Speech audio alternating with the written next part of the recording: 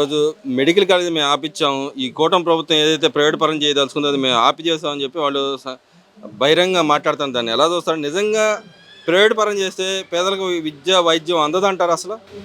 Private పరంగా చేస్తే అందదండి. అది చంద్రబాబు నాయుడు గారు తీసుకునే నిర్ణయాలన్నీ కరెక్ట్గానే ఉంటాయి.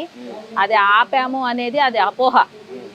అది ఎంత సరిగ్గా చెయ్యాలనేది ఒక విజన్ ఉన్న మనిషి. ఆయన కరెక్ట్గానే ఏ సమయంలో ఎలా అందజేయాలో ప్రజలకు అలాగే అందజేస్తారు. అంటే ఇక్కడ ఆయన చెప్తున్నాడు గవర్నమెంట్ కింద ఉంటుంది కానీ ప్రైవేట్ వాళ్ళ చేత కట్టిస్తాను త్వరగా వైద్యం విద్య అందాలని చెప్పి చూస్తానని చెప్పి అన్నా కూడా ఎవరన్నారండి ఆ మాట? చంద్రబాబు నాయుడు గారు అంటున్నారు. ఆయన వైద్యం విద్య త్వరగా అందాలా పేద ప్రజలకి, ఇంక చాలా రోజులు అయిపోయింది కాబట్టి గతంలో కట్టలేదు, మనం కట్టాలి అనే ఆలోచనలో ఉంటే దాన్ని కూడా వీళ్ళు ఇంకా వ్యతిరేకించి మేమే ప్రజలకు చేస్తాం, వీళ్ళు ఎవరు చేయరు అన్నట్టు. వాళ్ళ ప్రభుత్వం అదే కదండి, మేమే చేస్తున్నాం మేమే చేయాలనేది కదా ఆయన ఉద్దేశం. చంద్రబాబు నాయుడు గారు 77 ఏళ్ళ సర్వీస్ అయింది. ఆయనలోని అర్ధభాగం కూడా ఈయన లేరండి, జగన్మోహన్ రెడ్డి గారు. మేము ఇప్పుడు కూడా జగన్మోహన్ రెడ్డి గారే అంటున్నాం. మేము బూతులు అయితే మాట్లాడట్లేదు. వాళ్ళ కార్యకర్తలు కానీ వాళ్ళ ఎమ్మెల్యేలు కానీ ఎంపీలు కానీ చూడండి సోషల్ మీడియాలో కూడా ఎలా మాట్లాడతారో. కాబట్టి ఇప్పుడు కూడా మేము జగన్మోహన్ రెడ్డి గారే అంటున్నాము. ఎందుకు? అది మా సంస్కారం, మా పబ్లిక్ ఇచ్చిన గౌరవం. ఆయనకు కూడా నిలబెట్టుకోలేదు సార్ ఆయన. కాబట్టి చంద్రబాబు నాయుడు గారు చేసేది ప్రతి ఒక్క పని కూడా ప్రజలు ముందు బాగుండాలి, ప్రజలు బాగుంటే మనం బాగుంటామన్న ఉద్దేశం చంద్రబాబు నాయుడు గారు. ప్రతి ఒక్కటి కూడా ప్రజల్లోకి వెళ్ళాలి. వైద్యం అందట్లేదు కాబట్టి ప్రైవేట్ పరంగా అయినా వాళ్ళకి ఇస్తే తొందరగా వెళ్తుంది, రికవర్ అవుతారు. అలాగే ఎడ్యుకేషన్ పరంగా పిల్లలు చదువుకున్న చాలామంది ఉన్నారు, వాళ్ళు కూడా ఉపాధి పథకం కల్పించడం అవుతుంది కదండి. ఆయన ఆలోచించిన తప్పే ఉందండి అందులోని. అంటే మరి ఆయన చెప్తున్నాడు దీనివల్ల నష్టపోతారని చెప్పండి. నిజంగా జగన్మోహన్ రెడ్డి గారు నష్టపోతారు అంతే కదండి. జగన్మోహన్ రెడ్డి గారు నష్టపోతారు, అందుకనే ఆయన మరి పిటిషన్ వేసి ఆపుదామని అంటున్నారు అంతే కదండి. ఇక్కడ ప్రజలు నష్టపోతారు, మరి ఆయన అనుకున్న సాధించాలి కదండి. కక్ష రాజకీయం కదండి ఇదంతా. ప్రజల్ని ఇప్పుడు నాకు నొప్పి సూదితో కూర్చోనుకో, నాకు నొప్పి తగిలింది అనుకో, ఎవరు నరుస్తానండి? ఎవరినో ఒకళ్ళ గుచ్చాలి ఆయన. అది గుచ్చి లేపాలి, లేపితే అవతల ప్రతిపక్షం మీద అరవాలి. అంటే ఆయన టైంలో చాలా మేలు జరిగింది అంటే పేద ప్రజలు చాలా మేలు జరిగిందండి. ఆయన భూములు కబ్జాలు చేసుకోవటం, వాళ్ళ ఎమ్మెల్యేలు కబ్జాలు చేసుకోవటం, వాళ్ళ స్వార్థమే కదండి. మేలు జరగడం అంటే అదే కదండి. ఇప్పుడున్న మేలు తల్లికి వందనం పడుతుంది, గ్యాస్ బండ్లు వస్తున్నాయి, అంతా దుర్మార్గం రాజకీయం కదా. ఇప్పుడు ఆయన చేసిందంతా మంచి రాజకీయం, జగన్మోహన్ రెడ్డి గారు చేసిందంతా మంచి రాజకీయం. ఎవరిని పడితే వాళ్ళని ఎంబడబడి రాడ్లు వేసుకొని కొడితే మంచి రాజకీయం. ఆ ఎమ్మెల్యేలు మాజీ ఎమ్మెల్యేలతో దౌర్జన్యం చేస్తే మంచి రాజకీయం. కానీ ఇప్పుడు ఒక ఎమ్మెల్యే గారు వస్తున్నారంటే రెస్పెక్ట్, అది మంచి రాజకీయం కాదు కదండి. తల్లికి వందనిస్తుంది మంచి రాజకీయం కాదు. 3 గ్యాస్ బండ్లు ఉచితంగా ఇస్తానంది మంచి రాజకీయం కాదు. ఉచిత బస్సులోని లేడీస్కి ఇచ్చింది మంచి రాజకీయం కాదు. మరి ఆయన చేసింది మంచి రాజకీయం కదండి. మరి అందుకని మెచ్చుకోవాలండి జగన్మోహన్ రెడ్డి. అంటే ఆయన ఇంకా చెబుతాడు నేనే వస్తాను 29లో నాదే, నేను నా వెనకాల 40% జనాలు ఉన్నారు అని చెప్పి అంటున్నాడు కదా. ఈ కూటమి ప్రభుత్వం నియంత్రణ పాలన నడిపిస్తుంది అంటే రాష్ట్రంలో. అవునండి, మరి అందుకనే 171 సీట్లు ఇదే 11 సీట్లు వచ్చింది కదండి. మరి వెనకాలే ఉన్నారుగా, అందుకని వస్తాడండి. 2019లో కూడా ఆయనే వస్తారు, 29ని కూడా ఆయనే వస్తారు. ఆయన అపోహ అన్నమాట. వస్తారు, జనాలు అందరూ పూలబాట నడిపిస్తారు ఆయన. అంటే ఆయన ప్రజల్లోకి వస్తుంటే అడ్డుకుంటుంది ఈ కూటమి ప్రభుత్వం, ప్రజల్లో రానియకుండా చేస్తుంది, మద్దతు లేకుండా చేస్తుంది. ఆయన కాళ్ళకేమన్నా కంచేశారండి రానికోకుండా? వాళ్ళ నోటికేమన్నా చిక్కం కట్టారండి రానికోకుండా? ఏ సంక్షేమ పథకం నెరవేర్చారనేది చెప్పమనండి. ఆయన కాళ్ళకేమన్నా ఏంటి ఓదార్పు యాత్ర చేశాడు కదా, ఒక్క ఛాన్స్ అని అన్నీ ఇచ్చారుగా. ఏం ఛాన్స్ ఇచ్చాడండి? ఇన్ని కేసులు ఉన్నా కూడా కొన్ని ఛాన్స్ ఇచ్చారు. అది ఎవరిదండి? రాజశేఖర్ రెడ్డి గారి అభిమానులు ఒక ఛాన్స్ అనేసి తన పుత్రుడికి ఇచ్చారు కాబట్టి ఆయన నిలబెట్టుకోలేదు. కాబట్టే కదా 171 సీటు కల్లా పోయి 11 సీట్లు వచ్చినాయి. ఆయన అంటున్నాడు నేను చెప్పుకోలేకపోయానని చెప్పి అదేనండి, చెప్పుకోలేకపోతున్నాడు. మరి ఏం చేశాడు అనేది చెప్పుకోలేకపోతాడు ఆయన. అంటే ఆయన మేలు చేశాను చెప్పుకోలేకపోయానని చెప్పి మాట్లాడుతున్నాడు. ఏం మేలు? అదే కీడు చేశారని అందరు చెప్తారేమోనని చెప్పి నువ్వు ఇంత మంచిగా చేసావయ్యా అని ఆర్తలు ఇస్తారేమో భయం వేసి రాలేకపోతున్నాడు ముందుకి. అది ఆయన. అయితే కూటమి ప్రభుత్వం వచ్చిన తర్వాత సర్వే చేయబోతుంది, రేపు 30వ తారీఖు నుంచి సర్వే చేయబోతుంది, సమగ్ర కుటుంబ సర్వే చేయబోతుంది. దాన్ని కూడా మాట్లాడుతూ ఉన్నారు, వాళ్ళ నాయకులు మాట్లాడుతున్నారు. మళ్ళీ కులాలు నీ కులం ఏది, నీ మతం ఏదని చెప్పి చూస్తాడంట. ఈ సర్వేకి కులాలకి సంబంధం ఏముందండి? నాకు అంత అవగాహన లేదు. సర్వేకి కులాలకి సంబంధం ఏముందండి? ఇప్పుడు సర్వే అంటే ఆ కుటుంబంలో ఎంతమంది ఉన్నారు, అసలు పెళ్ళి అయిన వాళ్ళు ఉన్నారు, పెళ్లి కాని వాళ్ళు ఉన్నారు, ఇందులో జాయిన్ అయ్యారా ఈ సర్వేలోని? ఒక ఇంట్లో ఒక కుటుంబంలో ఒక 10 మంది ఉంటారండి, అందులో ఒక 2 చనిపోతారు. ఆ 2 చనిపోయిన వాళ్ళు బతికున్నారు కదా, బతికే ఉన్నారని సర్వే చూపిస్తుంది కదా. ఇప్పుడు ఈ సర్వే చేస్తే ఆ 2 డిలేట్ అవుతాయి కదా. ఒక కుటుంబానికి రేషన్ కార్డులో జాయిన్ అయిన వాళ్ళు ఉన్నారు, కొత్తగా పెళ్ళి అయిన వాళ్ళు, జాయిన్ అయిన వాళ్ళు ఉన్నారు. ఈ సర్వే చేస్తే అందరికీ అవుతుంది, మేలే అవుతుంది. కానీ ఇందులో కులం ఎందుకు వచ్చింది? ఇది కుల రాజకీయమే కదా ఆయన చేసేది. కులాలు మతాలు రెచ్చగొట్టడం ఆయన రాజకీయమే కదా. మనం అనుకుందాం సార్, మరి ఆయన కులం ఎందుకు ఎత్తాడు? కులాల రాజకీయం అయితే కాదు ఇది. సర్వే అంటే ప్రజలకి మేలు జరిగే సర్వే ఇది. సర్వే అంటే ఆయన ముష్టిలో వీళ్ళ వాళ్ళకి, వీళ్ళ ఎమ్మెల్యేలకి, వీళ్ళ ఎంపీలకి ఎంతమంది భూములు ఉన్నాయి అని సర్వే తెలుస్తుందేమోనండి. అదైతే నాకైతే తెలియదు. మరి అది ఆయనకే తెలియాలి. బయటకు వస్తాయనే భయమేమో. అందుకని ఈ కులాలు ఎత్తితే కులాలు కొట్టుకుంటే ఈయన చక్క మజా చేస్తాడనమాట. ఆయన ఆ వికృత ఆనందం దేనికంటారు అసలు ఆయనకి? ఆయన పైచాకాను, ఆయన పెరిగిందే. మరి ఆయన ఇంకో మాట కూడా అంటున్నాడు, 2000 నేను చెప్పుకోలేకపోయినా కానీ 2029లో వస్తాను, నా గురించి ఎవరైతే నెగిటివ్ మాట్లాడే వాళ్ళని రప్ప నరుకుతాను.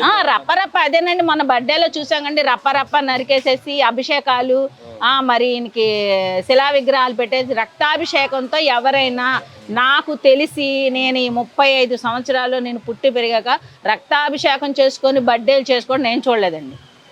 అంటే ఇంకా ఆ రాజకీయం తెలుస్తుంది కండి. అంటే నేను వస్తే రక్తాభిషేకమే అన్నట్టు తెలుస్తుంది కదండి. అది కూడా ప్రజలు గ్రహించాలండి. అంటే మరి అలాంటి రాజకీయ నాయకులు అసలు ఎంకరేజ్ చేస్తారా రాష్ట్రంలో? అసలు చేయరండి. కానీ దౌర్జన్యంగా చేసుకునే వాళ్ళు ఉంటారు కదండి. దౌర్జన్యంగా పాలనే జరిగింది కదండి ఇప్పుడు దాకా. ఇప్పుడు మంచి పాలన జరుగుతుంది, కూటమి ప్రభుత్వం వచ్చింది, అన్ని విధాల ఇప్పుడు మన ఒడిదడుగులు అన్నీ ఉంటాయి. ఒక చేతికున్న 5 వేళ్ళే తిన్నగలేవు, కానీ మనం ఆ 5 వేళ్ళు ఇలా పట్టుకుంటేనే పని అవుతుందండి. అట్లాగే ఈ కూటమి ప్రభుత్వం కూడా చక్కగా ఎక్కడ ఏమి చేయాలో అన్ని నిదానంగా చేసుకొని వస్తారు. ఇంకా బురద చల్లాలంటే ఇక కడుక్కునే స్వామిత కూడా ఇవ్వట్లేదు. ఈయన వేస్తానే ఉన్నాడు బురద, వీళ్ళు కడుగుతానే ఉన్నారు. అంటే చంద్రబాబు నాయుడు గారు చెప్తా ఉన్నాడు, ఎవరు ఎన్ని అడ్డంకులు సృష్టించినా మేము కంపల్సరీ హాస్పిటల్ కాలేజీలు కడతామని చెప్పి కరాఖండి చెప్పారు. నిజంగానే కట్టగలరంటారు? అసలు కట్టగలరండి. ఇప్పుడు మనకి రాజధాని లేకుండానే ఆయన పరిపాలన చేసి చూసామండి. ఒక రాజుకి గూడు లేకుండా ఒక వ్యాన్లోనే ఆయన ఎంత పరిపాలన చేశాడో మేము చూసాం. అదేవిధంగా ఇప్పుడు కూడా ఆయనకి ఏమిటండి కూర్చొని తినడానికి? ప్రజల మీద ఎంత బ్రీత్ ఉండబట్టి ఇది ఇలా చెయ్యాలి, రాబోయే తరం ఎడ్యుకేషన్ పాడైపోద్ది, ఇండస్ట్రీలు రావట్లేదు, ఇవి మనకి సంస్థలు రావట్లేదు అనేసి ఆయన ఎందుకు బాధపడాలండి చెప్పండి? అది ఒకటి. మనం ఆయన ఏం కూడగట్టుకుంటాడు? పోతా ఎవరు ఏం పట్టుకోవాలి, మంచితనం తప్ప. ప్రజలకు మంచి చేస్తే ఎవరినైనా రాజసింహాసం మీద ఎవరినైనా కూర్చోబెడతారండి. అదొకటి ఫస్ట్ ఆఫ్ ఆల్ తెలుసుకోవాలి. మరి కేసీఆర్ కూడా నిన్న మాట్లాడుతూ ఉన్నాడు, ఈ చంద్రబాబు నాయుడు అక్కడ ఇక్కడ కంపెనీలు తెచ్చాడు, ఏ కంపెనీ రాలేదు, ఏదో వంట వండుకునే వాళ్ళని తీసుకొచ్చి కప్పులు కడుక్కునే వాళ్ళని తీసుకొచ్చి చూపెట్టాడు, ఏ ఇన్వెస్ట్మెంట్ రాలేదని చెప్తున్నాడు. నిజంగానే రాలేదంటారా? కేసీఆర్ గారు అలాంటి వాళ్ళని తీసుకొచ్చాడు కాబట్టి ఆయనకి అయ్యే మాటలు వస్తాయండి. ఇప్పుడు ఏ ఇండస్ట్రీలు ఏవి సంస్థలు వచ్చినాయి గల్లోడు అయ్యే మాట్లాడతాడండి. వంట వండుకునే వాళ్ళని, చీపురు పట్టుకున్న వాళ్ళని తెచ్చేవాడు చీపురు మాటలే వస్తాయండి. ఇంకా అంతకు మించి కేసీఆర్ గారిని ఏం మాట్లాడలేమండి. అంటే ఇప్పుడు మనం చూస్తున్నాం, అటు పక్కన కేసీఆర్ కూతుర్ని తను వేసిన పరిస్థితి పార్టీలోంచి, ఇటు పక్కన ఈయన చెల్లిని తరిమేసిన పరిస్థితి. ఇద్దరు మనస్తత్వాల గురించి మీరు ఏం చెప్తారు అసలు? అది అంతేనండి, ఆ రాజకీయం అంతా అంతే. అంతే, చెడు ద్వారానే మెచ్చుకుంటుందండి, మంచిగానే గెలుస్తుందండి. ఇప్పుడు ఎన్నో రాముడు వనవాసం చేసి రాజ్యం తర్వాత వెళ్ళాడు కదండి, ఇది కూడా అంతేనండి. ఇది రావణాసుడు రాజ్యం వెళ్ళిపోయిందంటే రామరాజ్యం వచ్చింది, చక్కగా పరిపాలన జరుగుతుందని మేము అనుకుంటున్నాం. మా ప్రజల ఉద్దేశం కూడా అదే. అంటే ఇంకో పక్కన ఏదైతే మన పవన్ కళ్యాణ్ గారు వ్యాఖ్యలు చేశారు, రౌడింగ్ చేస్తే ఊరుకొని ఎవరైనా బుల్డోజ్ వ్యవహారం చేసేస్తాను, లాండ్ ఆర్డర్ కంట్రోల్ పెడతాను అని చెప్పి మాట్లాడారు. దాన్ని కూడా వాళ్ళు మాట్లాడుతున్నారు. ఇలాంటి మాటలు ఎలా మాట్లాడుతావు పవన్ కళ్యాణ్ అని మాట్లాడుతాను. నిజంగానే ఆయన తప్పుగా మాట్లాడారా, లేకపోతే ప్రజల గురించి ఆలోచించి మాట్లాడారా? ప్రజల గురించి ఆలోచించే మాట్లాడారండి. ఇప్పుడు వీళ్ళు అన్నారండి, జగన్మోహన్ రెడ్డి గారు ఒక సంఘటన అన్నారు, మేమే వస్తాము పోలీసు వాళ్ళు అందరినీ గుడ్డలు ఓడదీస్తుంటారు. పోలీసు వాళ్ళకి వీళ్ళు ఏమైనా ఉద్యోగాలు ఇచ్చారండి?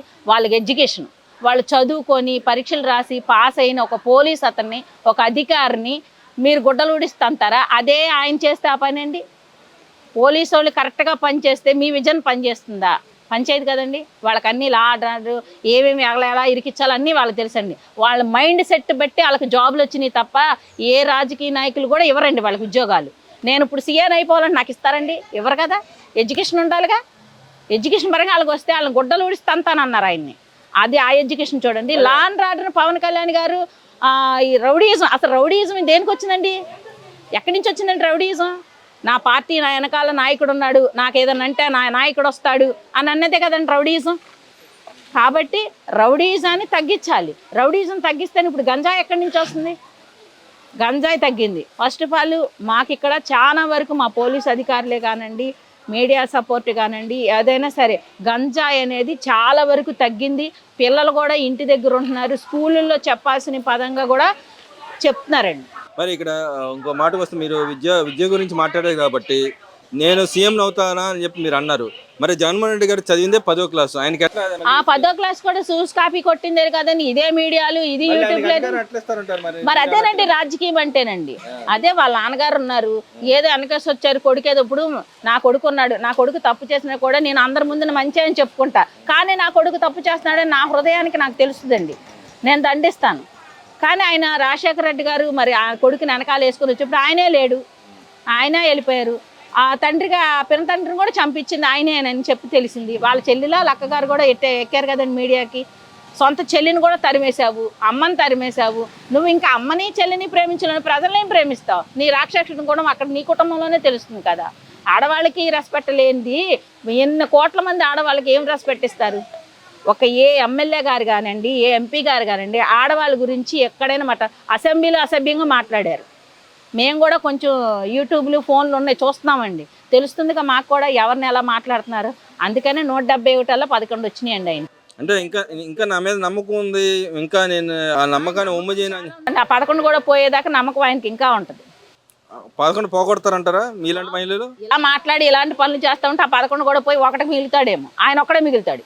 మరి ఇంకో మాటకు వస్తే ఆయన చంద్రబాబు నాయుడు గారు ఆయన మీద ఉన్న కేసులు, కోర్టు కేసులు కొట్టేపించుకుంటున్నాడు, బలవంతంగా అధికారులను బెదిరించి అని చెప్పి అంటున్నాడు. ఇంకేం కేసులు ఉన్నాయండి? 1,00,000 కోట్లు దాచుకున్నారని చంద్రబాబు నాయుడు గారికి కేసులు ఉన్నాయా? లేకపోతే అలా పినతండ్రి గారిని చంపేశారని కేసులు ఉన్నాయా? లేకపోతే ఎమ్మెల్యే గారు ఎంపీ గారిని ఏమైనా దుర్వినియోగం చేసిన డబ్బులు ఏమైనా పట్టుకున్నారని చెప్పి ఏమైనా కేసులు ఉన్నాయా? ఆయన ఎందుకు కొట్టేపించుకోవాలండి? సెమిషేర్గా చక్కగా తిరుగుతున్నాడు ఆయన. 30 రోజులు 40 రోజులు వేసానని విర్రవీగావు నువ్వు. ఏమీ లేవు కేసులని వచ్చేసినాయి, అయ్యే ఛానల్ చూసినాయి, అయ్యే టీవీలు కళ్ళతో చూసాము. ఇప్పటికీ నువ్వు శుక్రవారం కోర్టుకి వెళ్ళాలి, ఒంట్లో బాగోలేదు, బాగోలేదు, వాయిదాలు వేయించుకుంటున్నావు. ఎవరు కొట్టేపించుకుంటున్నారు? ప్రజలు గ్రహిస్తారండి, కోర్టులు గ్రహిస్తాయి.